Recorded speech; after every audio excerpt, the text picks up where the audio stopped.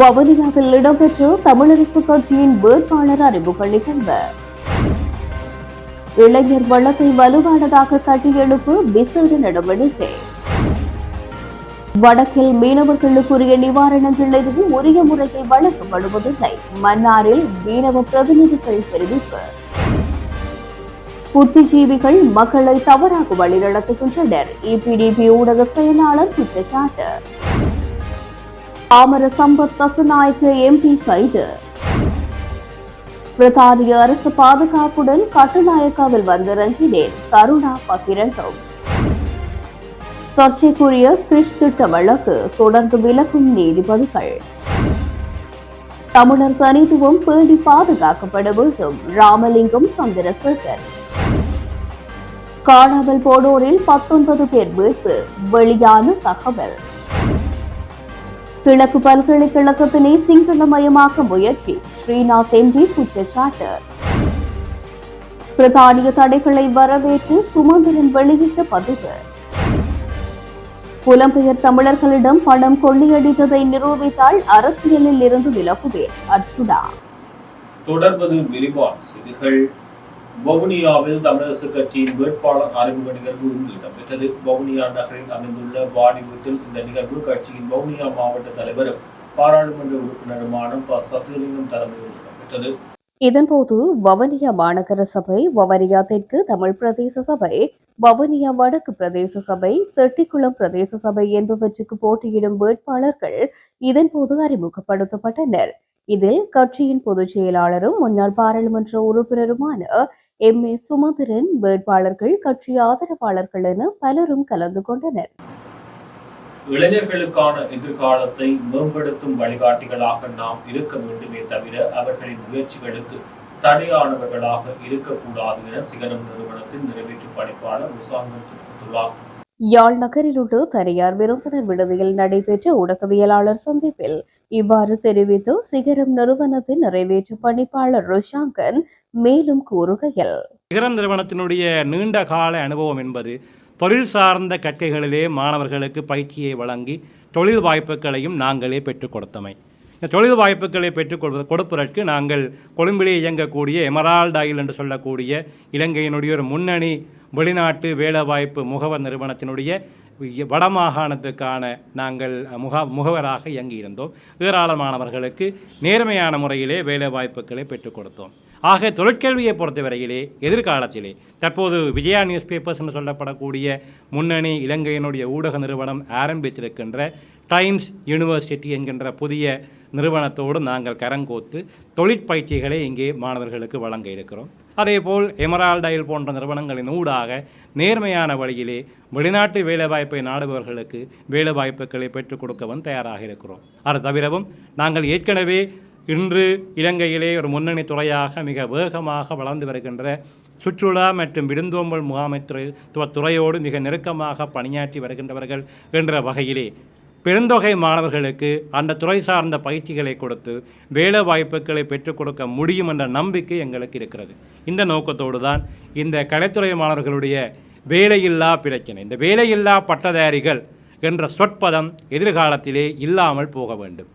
4-5 வருடங்கள் பல்கலைக்கழகத்திலே கல்வி கற்றுவிட்டு அதற்கு பின்னரும் தங்களை தாங்களே வேலையற்ற பட்டதாரிகள் என்று சொல்ல வேண்டிய நிலைமை எங்களுடைய இளைஞர்களுக்கு எதிர்காலத்திலே ஏற்படக்கூடாது என்கின்ற நோக்கோடு தான் இந்த முயற்சியை நாங்கள் ஆரம்பித்திருக்கிறோம். இந்த செய்தியை எங்களுடைய சமூகம் சரியாக புரிந்து கொண்டு இம்முறை காப்போத்த சாதாரண தர பரீட்சைக்கு தோற்றிய மாணவர்களை நாங்கள் முதற்கட்டமாக வரவேற்கிறோம்.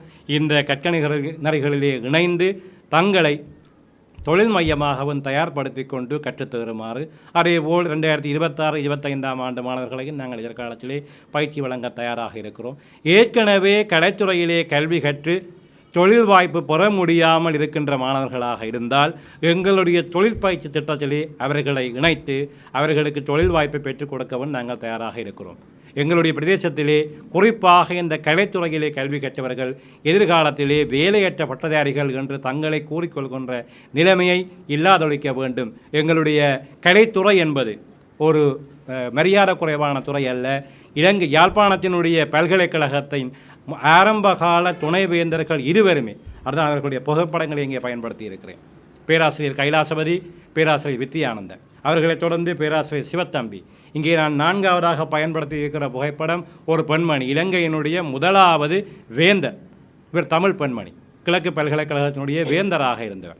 ஆக கலைத்துறையிலே மிகப்பெரிய சாதனைகளை படைத்த நம்மவர்கள் தமிழர்கள் இருக்கிறார்கள். ஆக இது ஒன்றும் நாங்கள் வெட்கப்பட வேண்டிய, கூச்சப்பட வேண்டிய துறை அல்ல.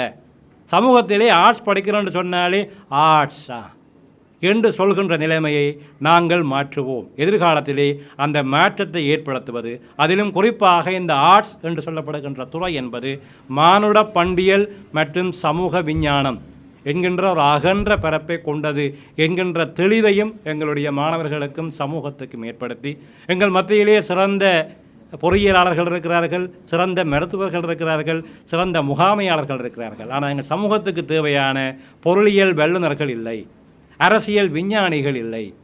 இவர்களை உருவாக்க வேண்டியது இந்த ஹியூமனிட்டிஸ் அண்ட் சோஷியல் சயின்ஸ் என்று சொல்லப்படக்கூடிய மானுட பண்பியல் மற்றும் சமூக விஞ்ஞான துறைதான்.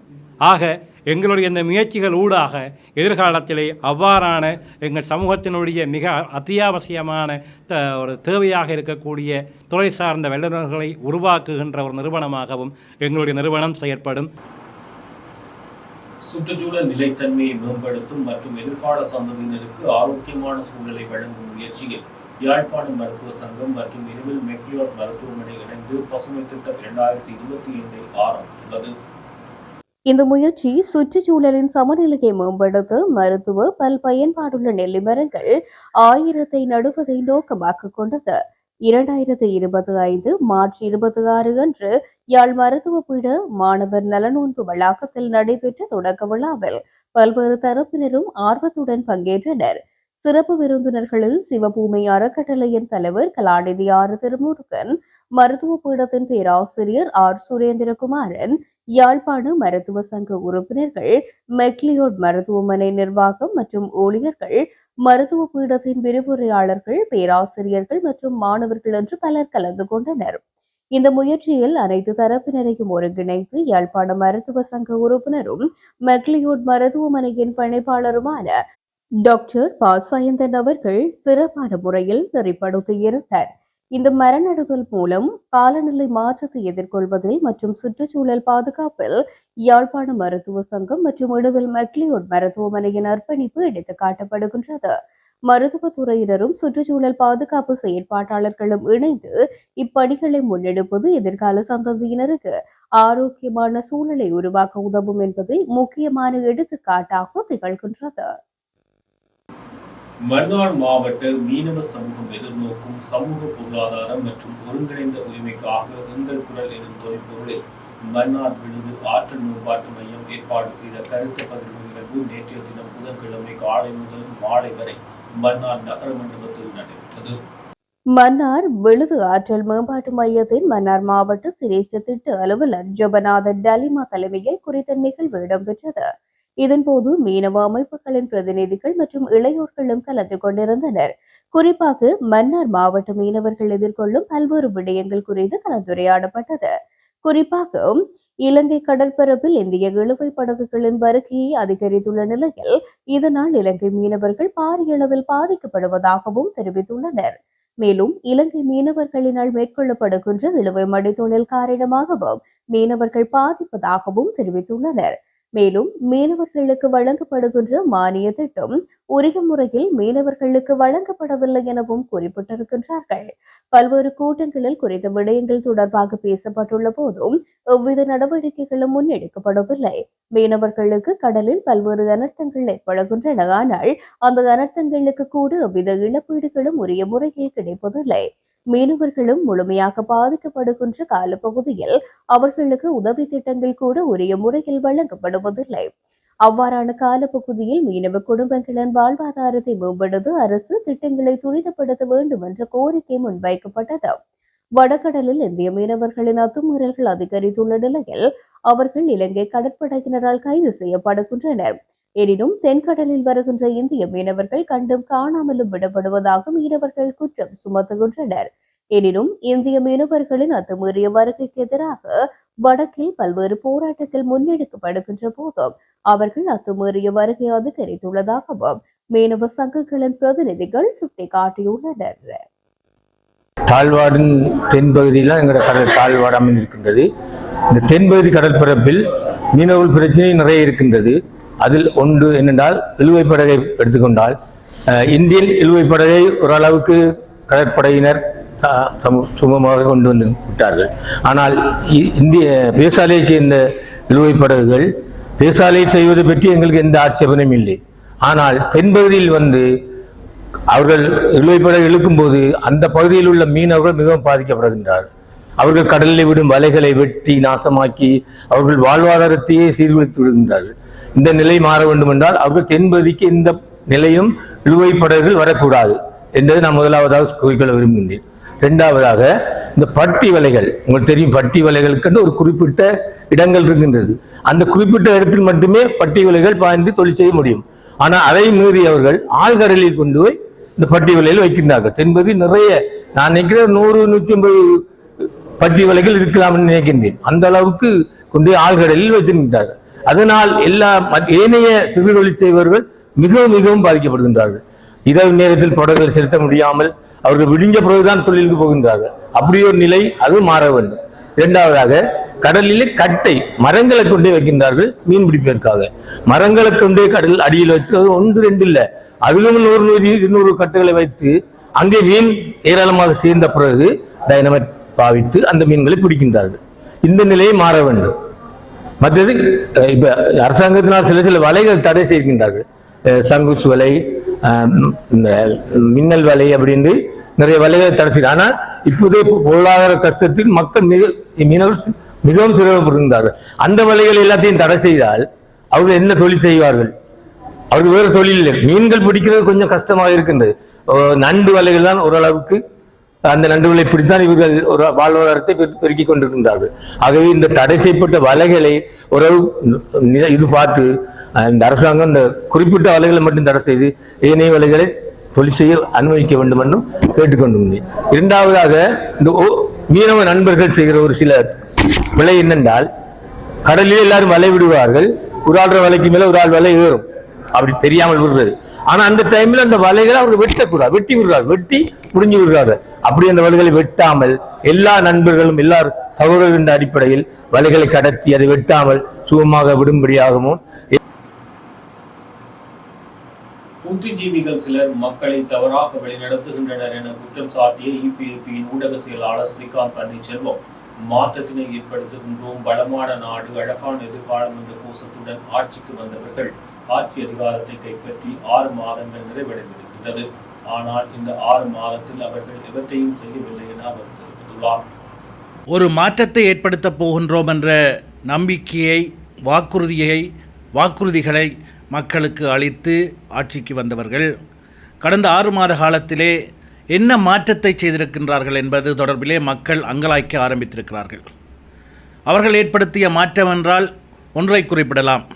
அதை நீங்கள் அனைவரும் கடந்த சில தினங்களாக அவதானித்து வருகிறீர்கள். அதாவது ஒருங்கிணைப்பு குழு கூட்டங்கள். அந்த ஒருங்கிணைப்பு குழு கூட்டங்களை பார்க்கின்ற போது அங்கே நடைபெறுகின்ற கேலிக்கூத்துகள், சபை நாகரிகமற்ற கருத்தாடல்கள் எல்லாம் இந்த மாற்றத்தின் விளைவுதானா என்று மக்களை அங்கலாய்க்கும் வகையிலே அவை அமைந்திருப்பதை அவதானிக்கக்கூடியதாக இருக்கிறது. அது மாத்திரமல்ல, இந்த நடைபெற்று வருகின்ற ஒருங்கிணைப்பு குழு கூட்டங்கள் உள்ளூராட்சி சபை தேர்தல் அறிவிக்கப்பட்டிருக்கின்ற நிலையிலே ஒரு அறம் சார்ந்த விடயம் அல்ல. தேர்தல் அறிவிக்கப்பட்ட நிலையிலே இவ்வாறான அரசியல் தலைமைகளின் தலைமையிலே உள்ளூராட்சி மன்ற தேர்தல் அறிவிக்கப்பட்டிருக்கின்ற நிலையிலே ஒரு ஒருங்கிணைப்பு குழு கூட்டத்தை நடத்துவது அறம் சார்ந்த விடயம் அல்ல என்ற ஒரு கருத்து மத்தியிலே இருக்கின்ற போதிலும், அந்த ஒருங்கிணைப்பு குழு கூட்டங்களிலே பேசப்படுகின்ற விடயங்கள் ஊடாக சில சாதகமான விடயங்கள் அரங்கேறி வருவதை அவதானிக்கக்கூடியதாக இருக்கிறது. அங்கே நடைபெறுகின்ற விடயங்கள் மூலம் கடந்த காலங்களிலே ஈழமக்கள் ஜனநாயக கட்சியினுடைய செயலாளர் நாயகம் தோழர் டக்ளஸ் தேவானந்தா அவர்கள் இவ்வாறான ஒருங்கிணைப்பு குழு கூட்டங்களை தலைமையேற்று நடத்தியது, அந்த வினைத்திறனான செயற்பாடுகள் தற்போது மீள்பார்வைக்குட்படுத்தப்படுகிறது. அந்த ஒருங்கிணைப்பு குழு கூட்டங்களிலே கலந்து கொண்ட அரசியல் தலைவர்கள், அரசு அதிகாரிகள் மட்டுமல்ல, அந்த ஒருங்கிணைப்பு குழு கூட்டம் தொடர்பாகவே அவதானம் செலுத்தி வருகின்ற மக்கள் மத்தியிலிருந்து கூட அந்த ஒரு மீள்பார்வையை ஏற்பட்டிருப்பதை அவதானிக்கக்கூடியதாக இருக்கிறது. கடந்த 6 மாதங்களுக்கு முன்னர் ஆட்சிக்கு வருகின்ற பொழுது பல்வேறு வாக்குறுதிகள், இன்னும் சில மாதங்களிலே, இன்னும் சில நாட்களிலே பல்வேறு விடயங்களை சாதிப்போம் என்று சொன்னவர்கள். குறிப்பாக அர்ஜுனா மகேந்திரன் பிணைமுறை மோசடியிலே சம்பந்தப்பட்ட மத்திய வங்கியினுடைய முன்னாள் ஆளுநர் அர்ஜுனா மகேந்திரன் அவர்களை சில நாட்களுக்குள் நாட்டுக்கு கொண்டு வருவோம் என்று சொன்னவர்கள், ஆட்சிக்கு வந்த பின்னர் அவர் இன்னொரு நாட்டினுடைய பிரஜையாக இருக்கின்ற நிலையிலே அவரை கைது செய்ய முடியாது, நாட்டுக்கு கொண்டு வர முடியாது, சட்ட நடவடிக்கைகளை நினைத்த மாதிரி எடுக்க முடியாது என்று சொல்கிறார்கள். அதேபோன்று லஞ்சமாக பார் அனுமதி பத்திரங்களை, பார் பர்மிட்டுகளை பெற்றவர்களுடைய பெயர் விவரங்களை அறிவிப்போம் என்றவர்கள் ஆட்சிக்கு வந்த பின்னர் எல்லாமே சட்டப்படி நடைபெற்றிருக்கிறது, அவற்றை நிவர்த்தி செய்ய முடியாது என்றார்கள். பார் லைசன்ஸ் மாத்திரமல்ல, கடந்த காலங்களிலே ஊழல்கள் நடைபெறுவதாகவும் எரிபொருளின் விலை 100-150 ரூபாவிற்கு வழங்க முடியும், அப்போதைய முன்னாள் ஆட்சியாளர்கள் 300 ரூபாவுக்கு மேலே அந்த எரிபொருளை விற்பதற்கு காரணம் 150 ரூபா வரையிலே அப்போதைய அமைச்சருடைய பொக்கெட்டுகளிலே அது போடப்படுகிறது, தாங்கள் ஆட்சிக்கு வந்ததும் எரிபொருட்களின் விலையை குறைப்போம் என்றவர்கள் இதுவரை குறைத்ததாக இல்லை. அப்படியானால் இப்பொழுது யாருடைய பொக்கெட்டுகளுக்கு அந்த மேலதிக பணம் செல்லுகின்றது என்ற கேள்வியை மக்கள் எழுப்புகிறார்கள். கிளீன் ஸ்ரீலங்கா என்று வந்தவர்கள் கிளீன் ஸ்ரீலங்காவினுடைய அடிப்படை என்று வாகனங்களுடைய உதிரிப்பாகங்களை கலட்டுவதுதான் ஆரம்பம் என்று சொன்னார்கள். அது கலட்ட ஆரம்பிக்கப்பட்ட போது மக்கள் மத்தியிலே ஏற்பட்ட அதிருப்தி காரணமாக அதையும் மூடி வைத்து விட்டார்கள்.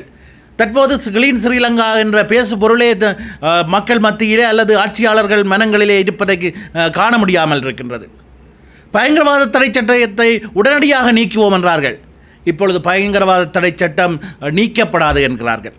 காணிகள் விடுவிக்கப்படும் என்றார்கள். ஒரு 350 மீட்டர் நீளமான காணியை மட்டும் விடுதலை செய்ததோடு தேர்தலுக்கு பின்னர் அது பற்றியே பேசுவதற்கே தயாராக இல்லை. இவ்வாறான சூழ்நிலையிலே தான் 6 மாதங்களை கடந்திருக்கிறார்கள். இந்த கடந்த கால ஆட்சியாளர்களால் சொல்லப்பட்ட பல்வேறு வாக்குறுதிகள் நிறைவேற்ற முடியாமல் திண்டாடுகின்றார்கள் என்பதை தென்னிலங்கை மக்கள் ஓரளவிற்கு உணர்ந்து கொண்டவர்களாக இருக்கின்றார்கள். அவர்களுடைய கருத்துக்கள், அவர்களுடைய செயற்பாடுகள் அதனை வெளிப்படுத்தி கொண்டிருக்கின்றன. இருந்தாலும் துரதிர்ஷ்டவசமாக எங்களுடைய மக்கள் மத்தியிலே, எங்களுடைய பிரதேசங்களிலே அந்த அலை இன்னும் இருப்பதாகவே தோன்றுகிறது. அதற்கு ஆதரவாக சில புத்திஜீவிகள் என்று மத்தியிலே இருக்கின்றவர்களும் தங்களுடைய கருத்துக்களை வெளிப்படுத்தி கொண்டிருக்கிறார்கள். அண்மையிலே அறிவிக்கப்பட்டிருக்கின்ற உள்ளூராட்சி மன்ற தேர்தலிலே யாழ் மாநகர சபையினுடைய வேட்பாளராக நிறுத்தப்பட்டிருக்கின்ற யாழ் பல்கலைக்கழகத்தினுடைய முன்னாள் விரிவுரையாளர் கபிலன் அவர்கள் அண்மையிலே ஊடகம் ஒன்றிற்கு நேர்காணல் ஒன்றை வழங்கியிருந்தார். அதிலே சொல்கிறார், தற்போதைய அரசாங்கத்தினுடைய வினைத்திறனான செயற்பாடு காரணமாக பொருளாதார ஒரு ஸ்திரத்தன்மையிலே இருக்கிறதா. உண்மையிலேயே கடந்த காலங்களிலே அவர்கள் ஆட்சிக்கு வரும் முன்னர் ஆட்சிக்கு இவர்கள் சொல்லுகின்ற விடயங்கள், கூறுகின்ற வாக்குறுதிகளின் அடிப்படையில் அவர்களுடைய வரவு செலவு திட்டம் அமையுமாக இருந்தால் பாரிய பொருளாதார விளைவுகள் ஏற்படும் என்ற கருத்து பல்வேறு தரப்புகளால் முன்வைக்கப்பட்டது. அவ்வாறு எந்த விதமான விளைவுகளும் ஏற்படாமல் ஒரு ஸ்திரமான நிலையிலே பொருளாதாரம் இருப்பதாக விரிவுரையாளர் கபிலன் அவர்கள் சொல்லியிருந்தார். ஐயா, கடந்த கால ஆட்சியிலே தற்போதைய ஆட்சியாளர்கள் சொன்னது போன்று வரவு செலவு திட்டம் அமைந்திருக்குமாக இருந்தால் இங்கே பொருளாதாரத்திலே நெருக்கடி ஏற்பட்டிருக்கும் என்றுதான் சொல்லப்பட்டது. ஆனால் இங்கே வந்திருக்கின்ற வரவு செலவு திட்டம் என்பது கடந்த கால ஆட்சியாளர்களாக முன்னாள் ஜனாதிபதி ரணில் விக்ரமசிங்கே ஆட்சியிலே இருந்திருந்தால் எவ்வாறான வரவு செலவு திட்டம் வந்திருக்குமோ அவ்வாறான ஒரு வரவு செலவு திட்டம்தான் தற்போதைய ஆட்சியாளர்களால் முன்வைக்கப்பட்டிருக்கின்ற நிலையில் பதுளை மாவட்ட பாராளுமன்ற உறுப்பினர் சாமர சம்பத் தசநாயக்க இன்று கைது செய்யப்பட்டார். லஞ்ச ஊழல் விசாரணை ஆணைக்குழுவால் அவர் கைது செய்யப்பட்டார். ஊவா மாகாண முதலமைச்சராக அவர் பதவி வகித்த காலத்தில் முறைகேடு இடம்பெற்றதாக தெரிவித்து கைது நடவடிக்கை முன்னெடுக்கப்பட்டது. தான் பிரித்தானிய அரசு பாதுகாப்புடன் கட்டுநாயக்காவில் வந்திறங்கியதாக முன்னாள் பிரதியமைச்சர் விநாயகமூர்த்தி முரளிதரன் தெரிவித்துள்ளார். மட்டக்களப்பில் இன்றைய தினம் இடம்பெற்ற கிழக்கு தமிழர் கூட்டணியின் கல்குடா தொகுதிக்கான வேட்பாளர் அறிமுக விழாவில் கலந்து கொண்டு கருத்து தெரிவிக்கும் போது அவர் மேற்கண்டவாறு குறிப்பிட்டுள்ளார். அவர் மேலும் கூறுகையில், நாங்கள் கூட்டமைப்பை உருவாக்கியது உலகம் முழுக்க பேசுபொருளாக பார்க்கப்பட்டுள்ளது. அண்மையில் பிரித்தானிய அரசாங்கம் கருணாவாகிய எனக்கு தடை விதித்தது. நாங்கள் என்ன பிச்சையா எடுக்கப் போகின்றோம்? இவ்வளவு நாளும் இல்லாத தடையை கூட்டு சேர்ந்ததும் விதிக்கின்றனர். இது ஒரு அரசியலுக்கான அடக்கம்தான். பிரித்தானிய அரசாங்கத்தால் நான் 2006ஆம் ஆண்டு கைது செய்யப்பட்டு அங்கு சிறைச்சாலையில் 8 மாதங்கள் இருந்தேன். அப்போது கண்டுபிடிக்காத குற்றத்தை இப்போதுதான் பிரித்தானிய அரசாங்கம் கண்டுபிடித்துள்ளது. எப்படியான ஒரு முட்டாள்தனமான அரசாங்கம்! அந்த நேரம் கண்டுபிடித்து கையில் கைவிலங்கை போட்டுக் கொண்டு சென்றிருக்கலாம். ஆனால் அரசு மரியாதையுடன் கட்டுநாயக்க விமான நிலையம் வரை என்னை பாதுகாப்புடன் கொண்டு வந்தார்கள். அப்படிப்பட்ட பிரித்தானிய அரசாங்கத்துக்கு இப்போதுதான் கருணா பிழை செய்துள்ளார் என விளங்கியுள்ளது. ஆகவே இது எல்லாம் கிழக்கு தமிழர்களுடைய இருப்பை சூறையாடுவதற்கான நடவடிக்கை. இதற்காக புலம்பெயர்ந்து வாழ்கின்ற சில அறுவருடிகள் ஒத்துழைத்து வருகின்றார்கள் என்றும் தெரிவித்துள்ளார். இலங்கை பாராளுமன்றத்தில் 175 உறுப்பினர்களின் சொத்துக்கள் மற்றும் பொறுப்புகள் மாத்திரமே கையூட்டல் அல்லது ஊழல் குற்றச்சாட்டுகளை விசாரிக்கும் ஆணையத்திடம் ஒப்படைக்கப்பட்டுள்ளன.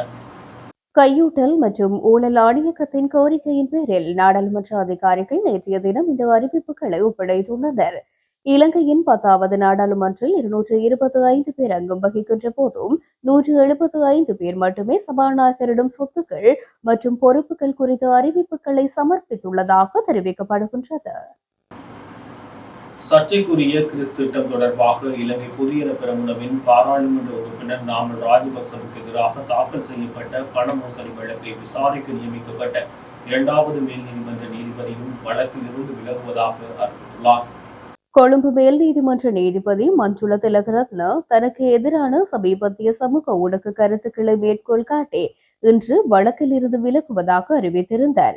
இந்நிலையில் வழக்கு கொழும்பு மேல் நீதிமன்ற நீதிபதி சுஜீவ நிசங்கவிடம் பரிந்துரைக்கப்பட்டு விசாரணைக்கு எடுத்துக் கொள்ளப்பட்டது.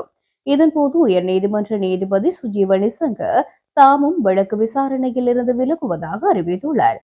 அதன்படி வழக்கு பரிந்துரைக்கப்படுவதற்கு பொருத்தமான நீதிபதியை நியமிக்க மே 21ஆம் தேதி கொழும்பு மேல் நீதிமன்ற தலைமை நீதிபதி ஆதித்ய படபெந்திகே முன் வழக்கை மீண்டும் விசாரிக்க உத்தரவிடப்பட்டுள்ளது. தமிழர் தனித்துவம் பேணி பாதுகாக்கப்பட வேண்டும் என்பதில் எந்த மாற்று கருத்துக்கும் இடமே இல்லை என கடத்தொழில் அமைச்சர் ராமலிங்கம் சந்திரசேகர் தெரிவித்துள்ளார். காரைதீவு விபுலானந்தா கலாச்சார மண்டபத்தில் இடம்பெற்ற கலந்துரையாடல் ஒன்றின் போது அவர் மேற்கண்டவாறு குறிப்பிட்டுள்ளார். அங்கு அவர் தொடர்ந்தும் உரையாற்றுகையில், காரைதீவு மண் மகத்துவம் வாய்ந்தது. சுவாமி விபுலானந்தர் பிறந்த பெருமையுடையது. காரைதீவு என்பது ஒரு வரலாறு, ஒரு வாழ்வியல். இந்த மண்ணில் கால் பதிக்க வேண்டும் என்கின்ற எனது மிக நீண்ட நாள் அபிலாஷை இன்றுதான் நிறைவேறியுள்ளது. காரைதீவு பிரதேச மக்களின் பிரச்சினைகளை நாம் மிக நன்றாக அறிந்து வைத்திருக்கின்றோம். காரைதீவு மண்ணின் தனித்துவம் தொடர்ந்து பேணப்பட வேண்டும், பாதுகாக்கப்பட வேண்டும். நாம் அனைவருமே ஒரு தாய் மக்கள் தான். ஆனால் தமிழர்கள் தமிழர்களாக வாழ வேண்டும், முஸ்லிம்கள் முஸ்லிம்களாக வாழ வேண்டும், சிங்களவர்கள் சிங்களவர்களாக வாழ வேண்டும். இதுதான் அழகு என்றும் தெரிவித்துள்ளார். காணாமல் போனோரை கண்டறியும் ஆணைக்குழுவினால் காணாமல் போனவர்களில் இதுவரை 19 பேரை கண்டறிந்துள்ளதாக ஆணைக்குழுவின் நிறைவேற்று பணிப்பாளர் சட்டத்தரணி தற்பரன் தெரிவித்துள்ளார். காணாமல் போனோரை கண்டறியும் ஆணைக்குழுவின் ஏற்பாட்டில் நல்லூர் பிரதேச செயலகத்தில் நேற்றைய தினம் ஊடகவியலாளர்களுக்கு இடம்பெற்ற கருத்தமர்வில் கருத்து தெரிவிக்கும் போது அவர் இதனை குறிப்பிட்டுள்ளார். அவர் மேலும் தெரிவிக்கையில், காணாமல் போனோரை கண்டறியும் செயலகங்களில் இதுவரை 16,966 பேர் காணாமல் போயுள்ளதாக பதிவு செய்யப்பட்டுள்ளதாகவும், மேலும் 3,742 பேர் படையினர் மற்றும் போலீசார் என பாதுகாப்பு தரப்பினராக காணாமல் போயுள்ளதாகவும் பதிவு செய்யப்பட்டுள்ளது. அதில் 6,449 பேரின் விசாரணைகள் நிறைவு பெற்றுள்ள நிலையில் 10,517 பேர் தொடர்பான விசாரணைகள் நடைபெற்று வருகின்றன.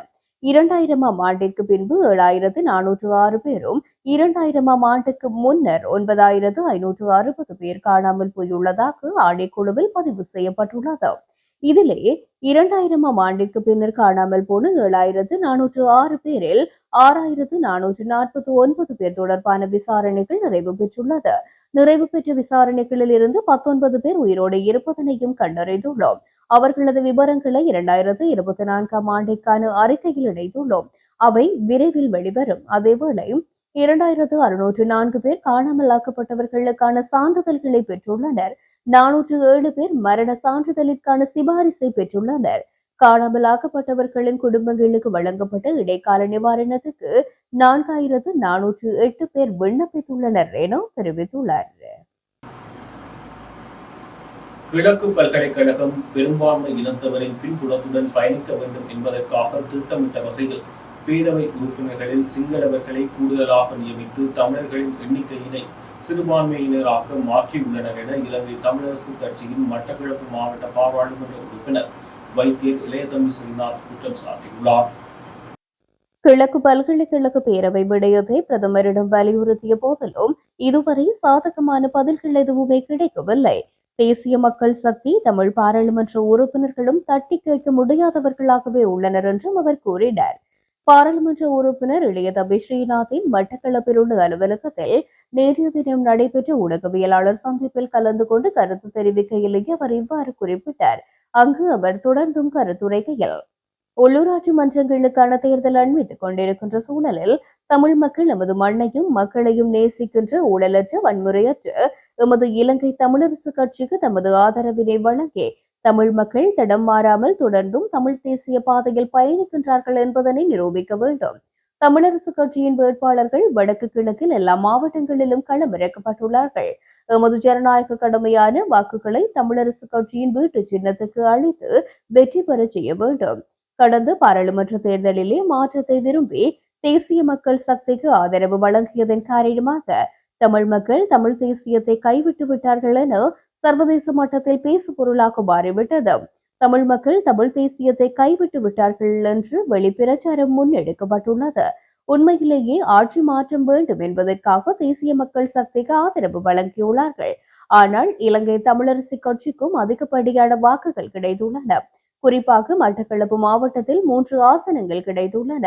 தற்போதைய சூழ்நிலையில் கடந்த காலத்தில் பேரினவாத சக்திகளுடன் ஒன்றிணைந்து ஊழல் வன்முறையில் ஈடுபட்டவர்கள் இணைந்து மட்டக்களப்பிலே கிழக்கு தமிழர் கூட்டமைப்பு என்ற அமைப்பினை உருவாக்கியுள்ளனர். இவர்கள் தமிழரின் வாக்குகளை சிதறடித்து தமிழ் தேசியத்தின் ஒருமைப்பாட்டினை உடைப்பதற்காக பேரினவாத சக்திகளினூடாக களமிறக்கப்பட்டுள்ளார்கள். இந்த விடயத்தில் தமிழ் மக்கள் மிகவும் எச்சரிக்கையாக இருக்க வேண்டும், நிதானமாக சிந்திக்க வேண்டும். உள்ளூராட்சி மன்றங்கள் என்பது எமது பிரதேச அபிவிருத்தி சார்ந்த ஒன்றாக காணப்படுகின்றது. இதற்கு ஊழல் வன்முறையற்று நேர்மையாக ஜனநாயக ரீதியில் பயணிக்கும் தமிழரசு கட்சிக்கு ஆதரவு வழங்க வேண்டும். இந்த வெற்றியின் மூலம் தமிழ் தேசியத்தின் அவசியத்தை சர்வதேச சமூகத்துக்கும் இலங்கை அரசுக்கும் வெளிப்படுத்த வேண்டும். கடந்த கால அரசாட்சியில் ஏற்பட்ட கசப்பான அனுபவங்கள், ஊழல், மோசடிகள், வன்முறைகள், பொருளாதார நெருக்கடி போன்றனவற்றை உணர்ந்த தமிழ் மக்கள் பல கட்சிகளை நிராகரித்திருந்தார்கள். புதிய அரசாங்கத்திலும் ஆட்சேர்ப்பு விடயத்தில் வடக்கு கிழக்கு மாகாணங்கள் புறக்கணிக்கப்பட்டுள்ளன. பாதீட்டில் கிழக்கு மாகாணத்துக்கென விசேடமான நிதி ஒதுக்கீடுகள் ஏதும் இல்லை. நாங்கள் கேட்கும் போது இந்திய அரசாங்கம் பார்த்துக் கொள்ளும் என கூறப்படுகின்றது. இந்த அரசாங்கமாவது தமிழ் மக்களின் நலன் சார்ந்து செயற்படுவார்கள் என எதிர்பார்த்தால் அவர்களும் கடந்த கால அரசாங்கங்களை போன்று பயணித்துக் கொண்டிருக்கின்றார்கள்.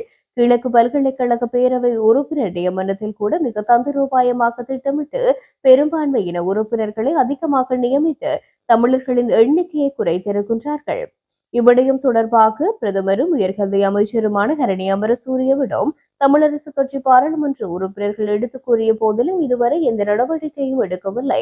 தேசிய மக்கள் சக்தி அரசாங்கமானது தமிழ் மக்களின் அரசியல் தீர்வு, காணி விடுவிப்பு, பொறுப்பு கூறல் விடயங்களில் எந்தவித தீர்க்கமான பதிலும் சொல்லாமல் காலம் கடத்தப்படுகின்ற நிலைமையே காணப்படுகின்றது என்றும் அவர் மேலும் குறிப்பிட்டார். இலங்கை ஆயுதப்படைகளின் முன்னாள் ராணுவ தளபதிகள் உட்பட 4 நபர்கள் மீது இங்கிலாந்து அரசு சமீபத்தில் விதித்த தடை உத்தரவு தொடர்பாக இலங்கை தமிழரசு கட்சி ஊடக பேச்சாளர் சுமந்திரன் வரவேற்பு தெரிவித்துள்ளார். அது தொடர்பில் தனது உத்தியோகபூர்வ எக்ஸ் கணக்கில் வெளியிட்ட பதிவில் அவர் மேற்கண்ட விடயத்தை தெரிவித்துள்ளார். அதில் ஐக்கிய ராஜ்ஜியம் இன்றைக்கு 4 ராணுவ தளபதிகளுக்கு எதிராக பயண தடை உட்பட பல தடைகளை விதித்ததை நாம் வரவேற்கின்றோம், நன்றி சொல்கின்றோம் என சுமந்திரன் பதிவொன்றை வெளியிட்டுள்ளார். இலங்கை உள்நாட்டு போரின் போது கடுமையான மனித உரிமை மீறல்களுக்கு பொறுப்பான 4 நபர்கள் மீது தடைகளை விதித்துள்ளதாக பிரித்தானிய அரசு மார்ச் 24 அன்று அறிவித்தது. அதன்போது இலங்கை ஆயுதப்படைகளின் முன்னாள் தலைவர் சவேந்திர சில்வா, முன்னாள் கடற்படை தளபதி வசந்த கர்ணன்கொட, இலங்கை ராணுவத்தின் முன்னாள் தளபதி யகத் ஜெயசூரிய மற்றும் விடுதலை புலிகளின் முன்னாள் ராணுவ தளபதி விநாயகமூர்த்தி முரளிதரன் அல்லது கருணா அம்மான் ஆகியோர் பிரித்தானியாவால் தடை செய்யப்பட்ட நபர்கள் ஆவர். அத்தோடு இலங்கை உள்நாட்டு போரின் போது சட்டத்துக்கு புறம்பான கொலைகள், சித்திரவதை மற்றும் பாலியல் வன்முறை போன்ற பல்வேறு மீறல்கள் மற்றும் துஷ்பிரயோகங்களுக்கு பொறுப்பான நபர்களை இலக்காக கொண்டு பயண தடைகள் மற்றும் சொத்து முடக்கங்கள் உள்ளிட்ட நடவடிக்கைகள் எடுக்கப்பட்டுள்ளதாக பிரித்தானிய அரசாங்கம் மேலும் தெரிவித்துள்ளது. தென்மராட்சி பிரதேச ஒருங்கிணைப்பு குழு கூட்டம் இன்றைய தினம் தேசிய மக்கள் சக்தியின் பாராளுமன்ற உறுப்பினர் இளங்குமரன் தலைமையில் இடம்பெற்றது. இதன்போது பாராளுமன்ற உறுப்பினர்களான ராமநாதன் அர்ஜுனா, ஜெயச்சந்திரமூர்த்தி ராஜீவன், தென்மராட்சி பிரதேச செயலாளர், திணைக்களங்களின் உத்தியோகத்தர்கள் உட்பட பலர் கலந்து கொண்டனர். வீதி அபிவிருத்தி, சுகாதாரம், விவசாயம், பொருளாதார மத்திய நிலையம் உள்ளிட்ட பல்வேறு விடயங்கள் தொடர்பில் விரிவாக ஆராயப்பட்டது. விடயங்கள் தொடர்பில் ஆராயும் போது பாராளுமன்ற உறுப்பினர் அர்ஜுனா ராமநாதனுக்கும் இளங்குமரனுக்கும் இடையில் கருத்து முரண்பாடுகள் ஏற்பட்டது. இதன்போது குறிப்பிட்ட பொதுமக்கள் தங்களுடைய நேரத்தினை வீண்விரயமாகாது பிரயோசனமாக இந்த கூட்டத்தினை நடத்துமாறு தமது கோரிக்கைகளை முன்வைத்தனர். இத்துடன் ஜெஃப்னா கேலரியின் இரவு நேர பிரதான செய்திகள் நிறைவு பெறுகின்றது. மேலும் செய்திகளை அறிந்து கொள்ள நமது இணையதள பக்கமான www.jeffnagallery.lk என்ற இணையதளத்துடன் இணைந்திருங்கள்.